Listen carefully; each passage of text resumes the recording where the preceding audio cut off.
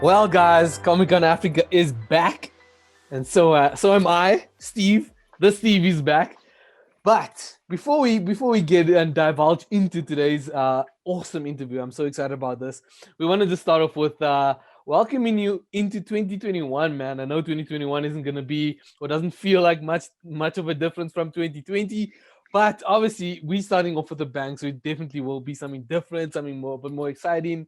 And obviously we've got so much content lined up for you for 2021 that we gotta lay it out. And who more to start off with than Beserat Debebe? What up, Beserat? The crowd goes Hey. wild, man. Crowd goes wild. Oh We man. actually recording this just before Super Bowl, right? We're recording Yeah. this right before Super Bowl, but the crowd is with us, Yes. right? Yes. We strongly believe the crowd is with us, right, brother? This is awesome, man. Thanks so much for having me. I'm so excited to be here. Man, Bastard, first of all, I'm not even gonna, I don't want to water this down. I wanna make this is a grand entrance for you, man. Comic Con Africa has never had you as a guest. Um, we'd love to have you, and obviously, what we want to do is obviously have a great chat with you today. Obviously, finding out a little bit more. I don't want to give too much away, but obviously, we've got some stuff to run through, and I've maybe got a bit of spice to add to this chat as well. I'm just gonna throw in a Awesome. few random Awesome. through random questions, maybe just to catch you off guard to see what's up with you, Oh right? dear. Oh good. So, Beserat, first of all, right? You're already an award-winning comic book author from Ethiopia, right? Mhm. Right here on our continent, fresh, ready to go, and obviously your praise comes from already from the work that you've done with Howie and Jemba, right? And this I think the most amazing part about your story is that it's already been featured on major news stations like BBC News and obviously OK Africa to name a few. I mean, Hmm. you've already been out in the world. Do we even need to give you an introduction, man? Trust me, yes, yes. I mean, listen, I love everything. I mean, I'm so thankful. I'm so thankful for all the exposure we've gotten, and I know that it's very hard to come by. At the same time, I know there are more people that I think should know that we kind of exist, especially people that can really be inspired by these stories. Yes. People in Africa and various countries of Africa, Yeah. and so I'm always happy to kind of be on these platforms and support my fellow Africans. Awesome, man, and we so happy to be supporting you, right? We obviously love the Thank fact you. that number one, you're from Ethiopia, which is Hmm. a continent that isn't necessarily known for comic book artists, comic book creatives in general, or even geek culture in general, right? Mm. So, to start my chat with you, the first questions I really have is tell us I want you to tell us a little bit more about Emmett Leges and maybe her transformation into Aoi. Yeah. While you explain that, we're gonna pop up the cover the version number 2 that we have. We're gonna pop it up on screen so that people can actually see the amazing work and detail that's gone into this cover. Yeah, yeah, no, absolutely. I'd be happy to do that. So, Mnet's story, her transformation story, it's really a journey of finding your identity, your self identity. So, the way her story kind of, the way it was inspired for me was I obviously was born in Ethiopia, raised there, and I moved to the US with my family when I was like in like ninth grade or so. Yeah. And when I came to the US, there was a big kind of culture shock, identity crisis type of thing that happened because you're Mm. trying to kind of merge these two cultures, which is where you grew up from and then where you're making a living to kind of meld into some and then be somebody. And Mm. there were so many people, so many friends in the same experience, and even ones that came at a much younger age who at home are Ethiopian or African because of their parents, but when they Yes. go outside of their house, they're American. They're a completely different, they're bombarded by different messaging and of their identity. And Yeah. so I really wanted to explore this definition of what does it mean what is your identity to you, and Yeah. how do you define that? And of course, like any awesome story lover, I also love fantasy and Yeah. love Ethiopian history. So I figured, Yeah. all right, why not merge these concepts with a bit of Ethiopian fantasy and folklore and mythology that I, knew about and learned about, loved about, but nobody knows about. And so, Yeah. so I decided to create that story. And so it's like you see Mnet, this kind of first gen immigrant who was born in Ethiopia but immediately taken to the United States because of something that happened with her family, and then she gets to go back to Ethiopia to like kind of reconnect with her roots. But then something even crazier happens when her mother gets kind of kidnapped by this stranger into a fantasy world, and that Mm. fantasy world is even a deeper kind of Ethiopian association, which she barely has any, is grasping her two identities, and then you throw her into this kind of mystical fantasy world with a lot of Ethiopian traditions. Then it's like chaos, like who am I, what am I, and how do I Mm. figure that out? So that's her journey. Very very excited about that story. I mean, people very much responding to that story. I mean, we have two stories, Jember and Howie, as you know, and they're both in the same universe. So their Mhm. stories interconnect. Yeah. But I can clearly see the gravitation towards Howie. It's so crazy when we released Howie, how much that story kind of ballooned. It became like the people's story more than just our story that we were trying to Mm. tell. People were Yeah. like really embracing it. So that's a little bit about Mnet and her journey into becoming Howie. Yeah. Well, so what I liked about what you said was it's actually so relevant because identity crisis is obviously such a relevant thing. It's so important. I mean, uh, identity crisis crosses many borders. It's not Hmm. maybe it's not specific to South Africa. It's not specific to Ethiopia. It's not specific to Hmm. Africa. This is something somebody would face going to America or coming from America to South Africa.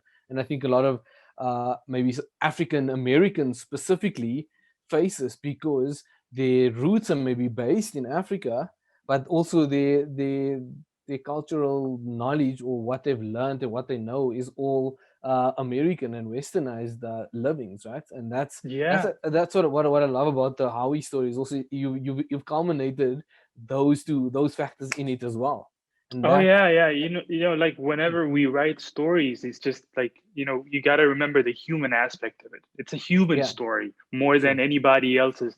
It's not Mhm. when they tell you Spider-Man's or any other hero story, they don't tell you, oh, this is an American story or this is a specific group's story. They Mhm. make it a human story, relatable at a human level, and Yes. everybody at some level has had kind of an identity issue which they have to figure out kind of by exploring and learning about themselves. Yeah, I think it's so important, especially with this in the society that us as comic and African, us as geek culture specifically, Mm, because we're so mm, accepting and that's we're really so good. open and allowing of any sort of diversity, right? And that's what I think what the story links to and helps us as well. So tell us, Beserat, tell us a bit maybe about where things started for you, man, and how do you start the creative process for writing Jimba and how where did it initiate from? That's a great question. So, for me, I draw a lot from personal experiences or, my relationships with friends and family. Like, so for example, for Jember, when I first started writing Jember, I used to think a lot about my family, my extended family in Ethiopia. Okay. And, you know, I have a lot of close family members who are, young, who just graduated. They did well in school, but then Mm. they don't have a job or they can't find a job, right? They can't Okay. find a job because the opportunities are so small while the Yeah. talent is so much. And so Mm. they get to like do all these extra, side businesses. They have to like, pull their money together and help each other out. Yeah. They have to do so many things to survive. They still live at home. And so this kind of cycle where you're you have talent, you mm, know you have so much to give, but you don't have any opportunity to mm, showcase it or to mm. earn. It makes you feel worthless, right? It Yeah. makes you feel worthless. And so finding your self-worth becomes such a battle and such an environment. And so that's when Mm, Jumper's story originated for me. It was like, okay, what if I had this same kind of person who's trying to find a job, who's struggling to kind of find their self-worth in this environment that makes them feel worthless, and then I mm. give them abilities. How would Yeah. it change? How would they, react? Would they just help themselves, Mm, or would they extend their responsibilities to helping others? And then on yeah. top of that, it's like this aspect of, in Africa, I feel, at least in Ethiopia, I know that most people are very religious or spiritual. Mm. And so when they see like a supernatural kind of being, it's like, oh my God, what is that? Like, stay away from me. This is voodoo. This is not, Yeah. I don't, I'm a faithful person. Like, I don't Mm. need your help. It's almost like a Yeah. sin, right? To be Yeah. associated with that. So Yeah. these dynamics, they interest me so much. So that's really how kind of I derive the inspiration for my stories. It's personally driven. I kind of get influenced by my close relatives, family, and then I just add elements that just make me happy, like fantasy or interesting questions to answer. That's my process. Sure, man. I think there's so much that goes on, and I can see literally how I can almost feel how your brain is trying to Yeah, compress all of this knowledge and all of this experience that you go through, and the yeah, processing that you go through. It's not just about you looking at something and drawing it.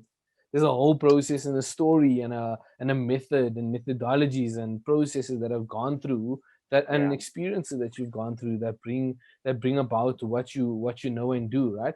So what I yeah. want to ask you is, obviously, you've got a lot of praise and you've received a lot of praise, right?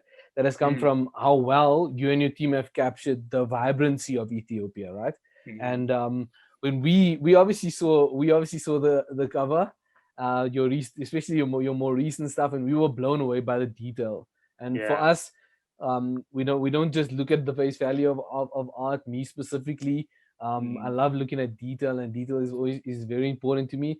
So what the question I want to ask you is how did you meet? How did you meet the team, and how did the creative team come about together to start Eton Comics together as well?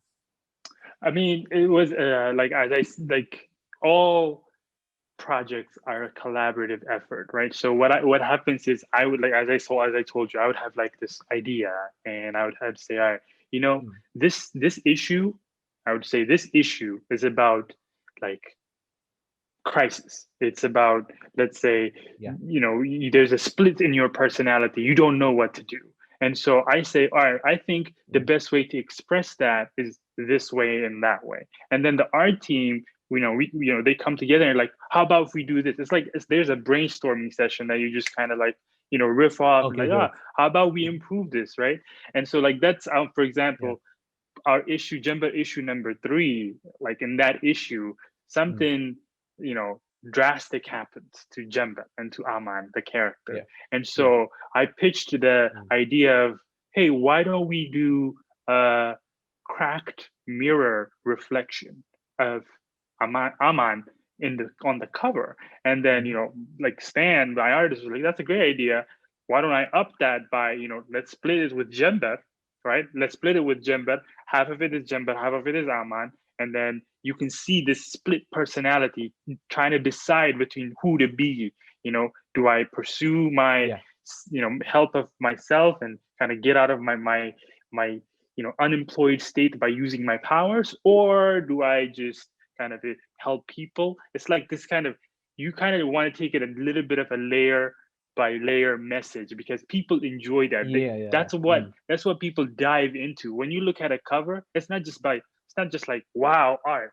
That's great, of course, but it's also the subtle messages. It's like, wow, like I Mm, get this. I get this now. Like I see the message they're trying to communicate with this art. That's what we do. We really kind of like brainstorm and rev it and revise until we feel like, all right, this is good enough. Yeah. If there's one thing I love about what you're saying is that I mean you live in you live in Texas, and I think it's so easy to move away from and lose or Mm, drop off your cultural aspect or your Ethiopian aspect, right? But what I yes. do love about what you've done and what you've created with your work is that you've also published your works not just in English, but also in Amharic, right? Oh yeah, And now and I tell you, for a South African, Amharic is definitely not something I would understand or read. I But I tell do you. love the fact but I do love the fact that you have integrated and you repurpose your comics into Ethiopian culture and language, which I think might be what I do want to know is how was that received in Ethiopia, first of all, and then the second part of my question is what is the culture like in Ethiopia, man? We don't ask these questions enough because we all we Yeah. see is stuff on TV, or we a lot of people use like on demand TV now to create their culture per se. But what we want to know is what is the culture like in Ethiopia? You're like talking about, are you talking about the geek culture or just in general the Yeah, yeah. culture? Okay, geek culture. Mm. Okay. So, well, I'm sorry, what was the first question you asked me? The first question was Question about, question number one is what is how was your comic received in Amharic, first of all? yes, and I'm hard. Yeah, yeah, that's right. So great points. So what the reason, Amharic printing in Amharic, even when I first started, was Mhm. so important for me. And it wasn't just Amharic. I would actually even prefer to do more languages because there's a lot more languages in Ethiopia than just Yeah, Amharic. Amharic just happens yeah, to be the national language. Um, yeah. but the reason is because one of the major like goals for me when we Mhm. are going into this visual entertainment industry, visual graphic novel, manga industry, is for Africans to carve out their own space Yeah. in this medium. And Wow. that means just like how the Japanese created manga, right? Mm. Manga, we love it so much right now because the Japanese didn't just adapt the US comics format and style, Yo, they made it their own. You know what I wow, mean? They man, made wow, it their own. They used their yeah, own language. They used their own art style, and yeah. they taught us their culture. Now we are Mm. here having animation, conventions, and the most popular books are manga. It's like they're blowing out of proportion. I want Mm. that for Africans. I Sure. want that for us because Yeah. not only do we have the history of art to back it up, we have the Mm. mythologies, we have the Mm. stories, we have the talent, we have everything, we have the language. We can just bring so much to the table. And for me, I knew when I started going into this that I wanted that. That was my ultimate goal. And so, Mm. if you've noticed, not only do we print our books always in like the Ethiopian language, and everything is written in the Ethiopian language and the numbers and all that stuff, but we also have coined a new term to describe our books called sensi'il, and Yes. instead of just calling them comic books, because comic Mm. books are so confusing for people. They think they're books about comedy or jokes. Yeah. And people, when they think about manga as well, they think about like, Japanese manga. But we Yeah. have our own, and I want to incorporate Ethiopian art, Ethiopian historical kind of, you know, context, and really shape it into something beautiful, something awesome for the Sure. new generation that the world could enjoy. And so we've coined the term right now, we've coined the Hmm. term sensi'il for our books. Okay. So when you say, all right, you want to get an Ethiopian comic book, you say, I want a sensi'il, right? Just like how you say Japanese manga, you would say Ethiopian sensi'il. And so next step would be to define what is the art style that's unique to us. Mm. What is it that, how do we want to shape this medium so that it is unique to us and that we are providing something new to the world? That would be our Sure. next phase, right? Yeah. Format, design, all that stuff.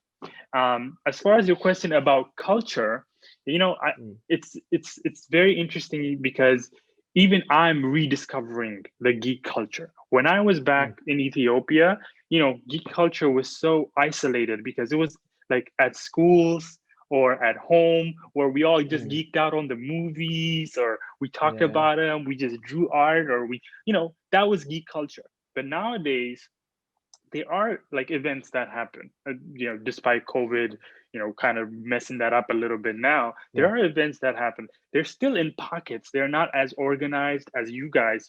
And Mm. Nigeria and Kenya are leading by far, like incredible. And Yeah. you guys are our templates. We kind of look to you guys to kind of think about how do we want to rise as an East African, a hub of comics and geek culture. But we kind of really closely tie with our neighbors, the Nairobi Con, the Kenyans, and see how they do things. But there are definitely good hubs of gaming culture, geek Yeah. culture, cosplay. As you said at the beginning, it's not as vibrant as South Africa, Nigeria, and Kenya, but it's definitely something developing, and people Yeah. also That's are for sure. standing behind our movement, which is, I was so happy because it's like all the underground geeks came out and it's like, yes, like it was like, I'm so Yeah. proud we have something now, and so I was like, yes, that's great. Yeah. That's what the culture is. It's really fun. But it is Yeah. like, it's like right now it's that thriving underground stage, it's like, Okay. Yeah. Yeah. the deep community, and then now it's like just starting to bubble into the surface. Like Mm. that's what I'm seeing. So, I'm drawing so much inspiration from it because I can hear in your voice how passionate you Yeah, are, man. And I'm how sorry. I Yeah, I mean, get n- I get too passionate sometimes when I talk. absolutely no uh, reason, no reason to apologize, man. No yeah, reason. I mean, it's that's exactly what it's all about. It's about doing something that you love and being able to express that the way you do. I mean, yeah, you do it in an amazing way with what you've done with Howie and Jimba, So for us, that's what we want to see, and the authenticity of what you're doing, and authenticity of what you're bringing forth is exactly what fans want to hear. Fans want to see. Fans want to know it wasn't always perfect. Fans want to know I'm in man, love with this project, so I'll do yeah, it until the day I die because of what I do and because of how much I love it, right?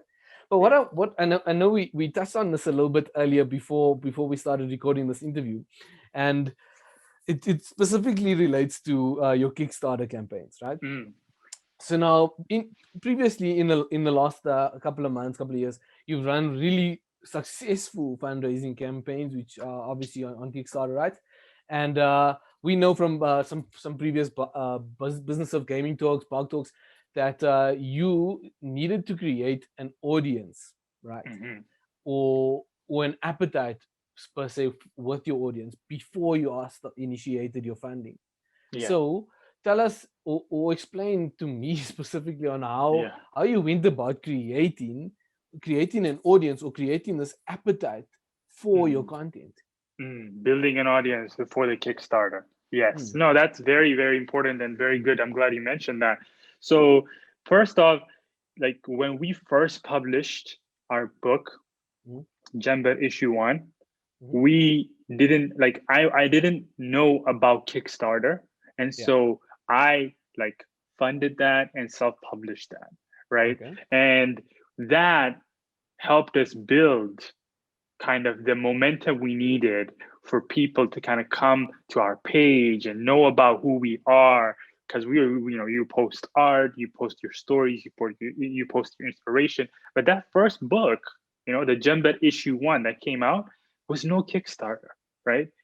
We self-funded it and we posted it and we put work out there because that's how you draw audiences in. Now sometimes you may not have that kind of funding to put in work, and you still would need to draw audiences. And I think you can still do that. I've seen many artists do that, or many like writers do that, just because they have consistently put out work on their platforms. So if you're on Yeah. social media, or if you're in different kind of platforms, you just need to consistently over time put out your work and Yeah. make sure that people are engaging with you. What are they engaging with? What do they Mm, like about your work? Kind of yeah. hone that down, do that over time. That helps you build your audience. And Yeah. you gotta also like be able to take your audience. Don't believe social media audience building as like, don't rely on it as strongly. Some people can post art and be like really famous and have 10,000 followers, whatever the case may be, but it doesn't always mean it translates to a Kickstarter funding. Yeah. Just be careful of that, right? What you got to do is you got to like be able to take those audiences into like a mailing list, or somewhere where you can directly engage with them and upkeep with them. That's more intimate, and Yeah. so those help you really build that connection that you need to get that kickoff when you launch a Kickstarter. Yeah. Yeah. Wow, man. So important, and I'm glad we touched on that, because I mean, uh, funding in Africa, or South Africa, or generally any country on our continent, is probably one of our biggest hurdles. Yeah. There isn't enough backing, and obviously that's one of our main priorities, is to make sure that our creators get this funding. And I think the way in which you explaining it is about that. It's about getting the content out there. It's about making sure that people can see your work before they are willing to put money into it. But what I want to ask you, right? What I want to ask you is, first of all, because you're an established brand already, you're an established artist, and you've already got this thing going, right? But what I want to know is, or who I want to know, should I maybe phrase it that way, is where, for you started somewhere, right? So somebody, or something, or someone must have inspired you or started this journey for you, perhaps maybe even just in your mind. Who are those? Who or what was that inspiration? Wow, great question. You have great questions, by the way. You came prepared. I like that. So I'll tell you, when I first started out, it was this Ethiopian creator named Bruktawit Gabu. And what she did was that she created these animated, like Powerpuff Girl versions of Ethiopian girls. So Mhm. do you know the Powerpuff Girls? I don't know if you are okay familiar with them. So she created these three like Ethiopian version of the Powerpuff Girls Yeah. and animated small clips to teach girls about, it was an educational piece. It was to teach girls Yeah. about different aspects. It was for little girls, whether it's Mm. about ethics, morality, whatever the case may be. And she called them like the Tebab girls, and they were like these Mhm. three little superheroes. And so when I saw that, that was when it actually just sparked in my head, because like it's almost like everything that I used to do in the past connected for me, Yeah. because I used to read manga. I used to love comics, and I used to read them in libraries. I couldn't Mm. afford them, but I would just go and sit all day and read them. Or I Yeah. used to watch movies, all these different things. And then when I saw that news, I that was like years later. I mean, I was having a full time job and all that stuff, and it was in the office, just kind of scrolling, and I saw that news. I clicked it. It was like a 1 minute video. I saw it, and I was like, "Oh my god, why haven't we like had Ethiopian superhero and fantasy stories until like ever?" Like I'm like, what? Like this can't be right. Like, and then after that, I started Googling. Like I was like obsessed with that idea. I'm telling you, I Yeah. couldn't like stop thinking about it. And so I started Googling, all right, like, is this out? Is somebody doing this? And then I couldn't find anybody doing it. And then what I saw though was like I saw other African creators doing it, like Nigerian creators, Yeah. Yeah. Royal Coupe, Mm. and like other creators. So I saw that and I was like, wow, they're doing it. I have to Yeah. do it. Like this is the most like the best news I've read. I have to do it. So, to answer your question, it was that Brooktite Agawu, her Yeah. work, and I reached out to her and said, man, thank you so much and all that stuff. And like she inspired that spark that I Yeah. needed to like connect all these dots. And then I was more and more influenced by other African creators that I saw who were doing this and really giving it their all, when I was like, all right, I gotta follow suit. I gotta support. I gotta make our mark in here. And so Awesome. that's how I'm here with you today. Awesome, man. You know what, I think you're so authentic because um what I was expecting was Yeah. exactly what I got from you. Because Oh, good. a lot of people would say now I was um perhaps Stan Lee or Man. Jim Lee, perhaps that, or just like generic people that they've perhaps seen on TV, or the more famous people that they've gotten inspiration from, which is there's nothing wrong with. I'll But tell you. obviously, there's obviously nothing wrong with that. But I mean, I Yeah. love the fact that obviously your inspiration and people that you look up to are from home. Yeah, no, I'll tell you, like that's actually, I feel like one of the it used to be my fear for people like in the comics community to ask me like, oh, who are your, favorite creators and blah blah blah. And I would be like, I don't know the names so well. Like, it used to be my fear of that. Yeah. But what I realized is like that actually made me so much more connectable. I guess people like related with me, like normal people related with me more because of that aspect where I knew, of course I know like Stan Lee and Jim Lee and like the famous people, but I was also just another regular guy like who, I love the movies, I love the books and all that stuff, and I love the stories. But listen, I'm not like this hardcore geek that grew up with like memorizing names, and I'm just a normal guy creating stories, and I just wanted creative for you, and people love that. I was like, a lot of people have been feeling like I realized like there was a lot of gatekeeping Mm. where kind of the comic nerds or whatnot would be like, oh, you don't even know who that is, so stay out, like.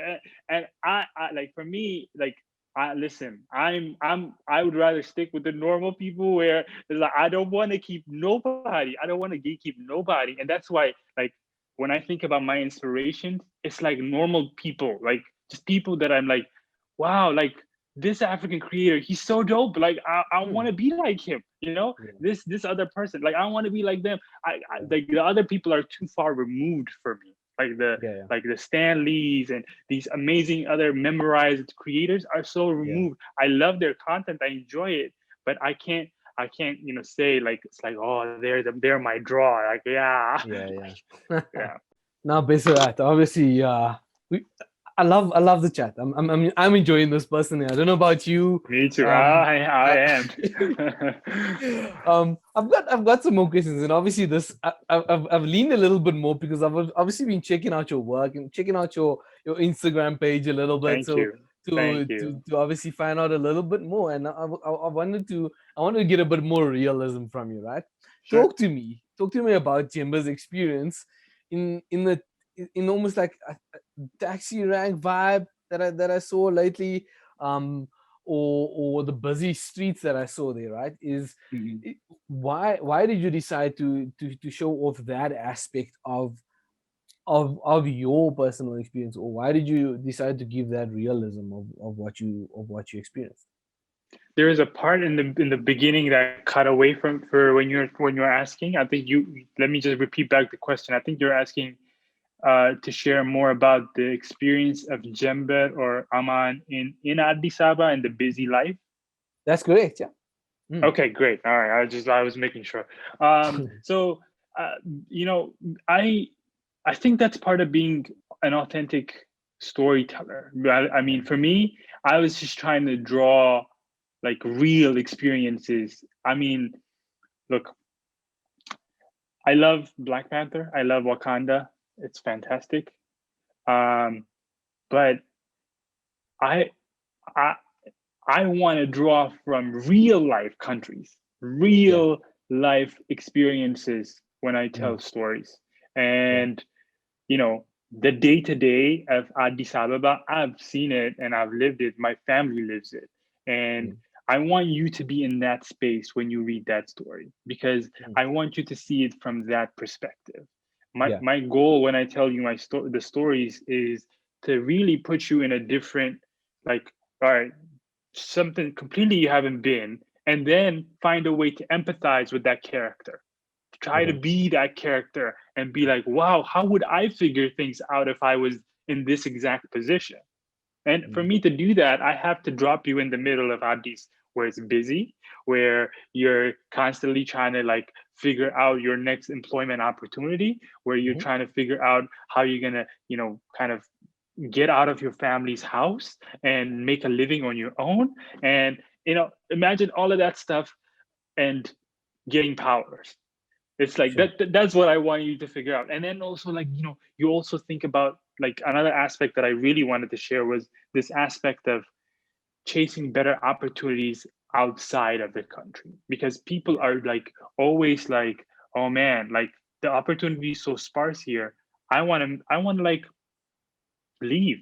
I want to go to America. I want to go to Europe. I want to go elsewhere to find better opportunities and then to help Mm. my family, right? So Jember has this relationship with somebody, in America, and you can see in the first issue that he's just like, look, I'm so sick of being here. Like I can't find anything. I'm so sick. Mm. I want to leave. And she's like, isn't that why we started the visa process? So it's like there's this like buildup that's happening where, you know, are you gonna change your mind if you had powers, but then you got the visa approved? What will you do? Like,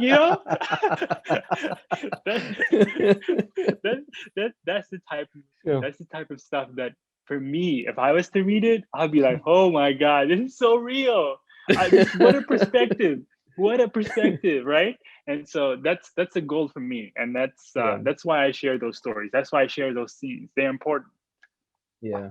I love that. I love that. And this is so I've had this question built up for a while, and obviously now you're leading. You almost led into my next question, almost, right? That's great. Almost, Yeah. dude.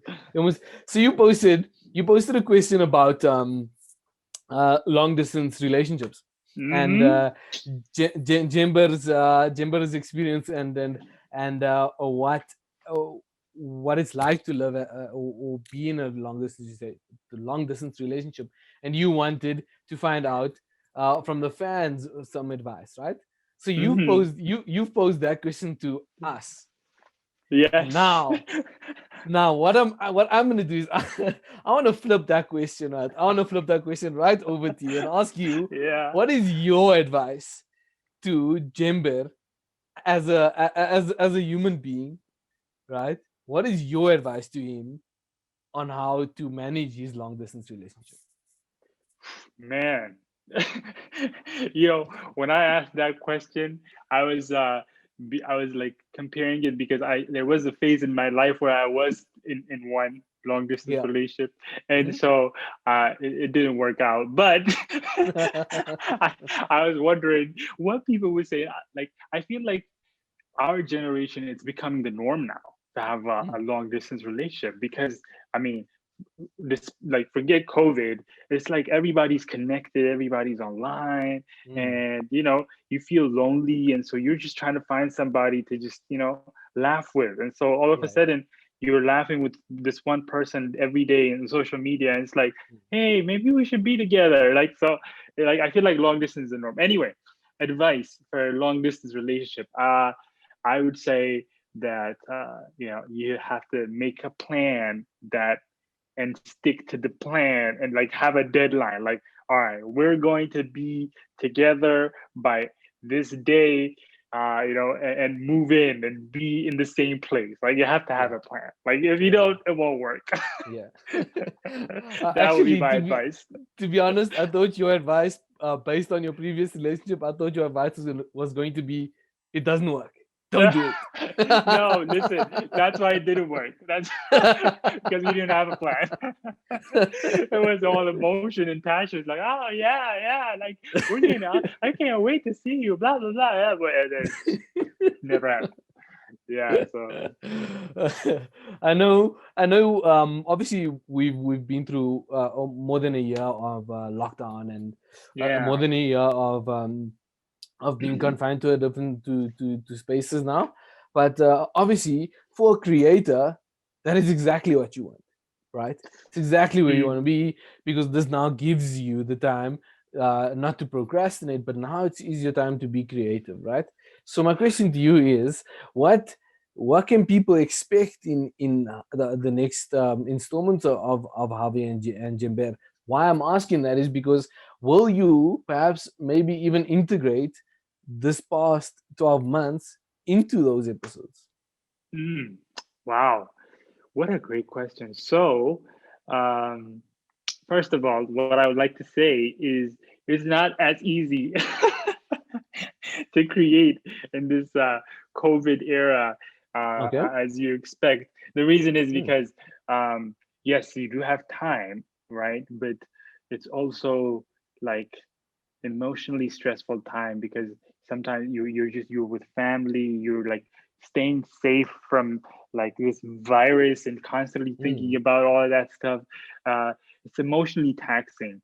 Yeah. And then also another aspect of it is I feel like people draw different inspirations from different things. Like when you Yeah. don't engage with people for a long time, it Hmm. kind of skews your like ability to tell stories well because Sure. you start becoming disconnected from like just normal kind of interactions with people. Sure. But anyway, I think your question was, will COVID in that era be integrated? Um, at this point, I have not integrated those stories Yeah. into into the books yet. Um, I One thing that is exciting for me though, as far as what's coming up, is we actually have a new story that Mm. we're looking to publish, and that was written over this COVID era. It's been Awesome. something that's been brewing in my mind for a long time. Mm. The story is called Zufan. Okay. It's like a sci-fi story, and the the the the the reason I'm so excited about that story is because it's a story that's inspired by the Battle of Adwa. I don't know how familiar with that, but that is the decisive battle that prevented Ethiopia from ever being colonized. Oh wow. And yeah, and so as the only African country that wasn't that didn't go under colonization, I wanted to tell that story from a sci-fi and a Pan-African Sure. perspective. Mm. And so I'm so excited by that story. It's a Wow. story about unity. It's a Mhm. story about power and divisiveness. Yeah. Just the struggle to like put people together that just have opposite views so that they Mm. can face a challenge. Like that's what Yeah. the story is about because that's what really happened when like that battle, you know, the kind of the the preconditions of that battle where there's like so many divided like leaders in Ethiopia at the time. Like Mhm. everybody wanted to be a king. Like it was like Game of Thrones in Ethiopia at that time. And then this foreign invader all of a sudden wanted to come and take over. And so these completely diverging leaders had to like join together to defend. And imagine the egos, imagine all the different things that you have to bypass to like to do that. And so I really want to I'm so excited by that story. Wow. Again, it's going to be like a futuristic sci-fi story. It's not like the Yeah. exact, you know, here was the battle, here was the blah blah blah. I Mhm. really want, as I told you, we try to capture the humanity of the story whenever we Yeah. tell stories. You know, the story is a story of unity, which Yeah. in every country, everywhere, people can relate to that. That Yeah. together we are better than alone. And Oh so wow. I'm so excited about that story, and that was a COVID era story that kind of Man. came in that. So Oh you'll see man, that I think later this year. I'm excited. I'm so excited because first of all, that was like almost like a history lesson to me first because Yeah. obviously I didn't know and understand and we from Africa, we from the same continent, Mm-hmm. and this is information that I generally didn't know, and I think it's important to bring that message across because it's something so rich and so strong and so Yeah. specific to Ethiopia as well, man. I think Yeah. um there's so much to learn, and there's so much history, there's so many stories to tell, and I'm sure that that is one of the biggest ones possible for Ethiopia as well, man. So before we go, man, I know you're a busy Yeah, guy, and I know I know. It's, there's our there's time is there's not much time, but what I want to ask you is obviously people have listened in and they want to find you, man. So yeah. where can people drop you a DM? Where can they find you? Where can they follow you? Where can they see your works, man? Great question. Thank you for asking. The best place to DM me if you want to like just chat and say what's up is Instagram Yep. at Etan Comics or ETAN Comics, and I'm also on Twitter and Facebook. Both all handles on social media are at ETAN Comics.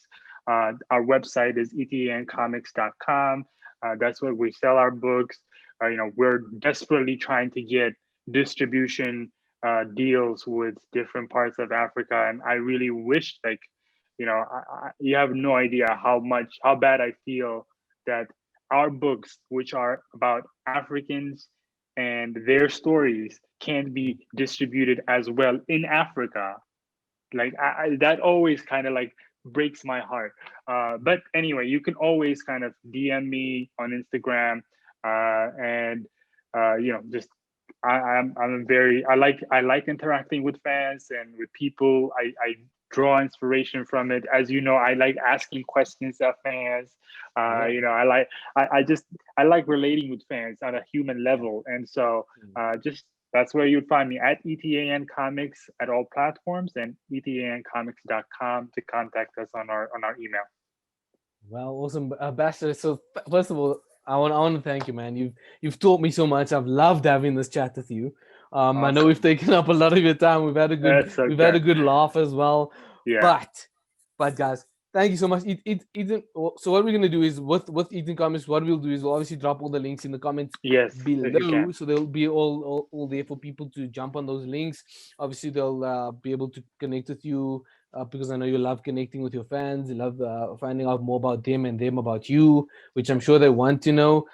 Guys, we've got so much content. 2021 has kicked off with a bang. We've started off with meeting the legend himself, Beserat Debebe from Etan Comics, the comic creator of Howie and Jember. And what we're gonna do is you're gonna jump online. You're gonna get through. You're gonna get some of your work. You're gonna get it into your hands. That's what you want to do. But we've also got some awesome content lined up, right? So the second quiz of Comic Con Africa 2021, right? That is Star Trek. Come on, it's one of the biggest fandoms in history. Star Trek, man. We've had William Shatner at our event.